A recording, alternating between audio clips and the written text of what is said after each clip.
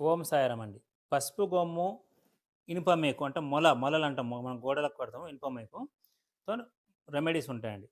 పసుపు పచ్చ గుడ్డలో ఒక పసుపు కొమ్ము, ఒక చిన్న మొల ఒకటి పెట్టి దాన్ని చుట్టి గురువారం రోజున అల్మారీలో అంటే అల్మారీ కానీ, క్యాష్ బాక్స్ కానీ, క్యాష్ కౌంటర్ ఎక్కడైనా షాప్‌లో పెట్టుకోవచ్చు, ఇంట్లో పెట్టుకోవచ్చు. దానివల్ల ఆర్థిక సమస్యలనేది ఉండవు. ముఖ్యంగా దరిద్రం ఉన్న వాళ్ళకి దరిద్రం పోతుంది.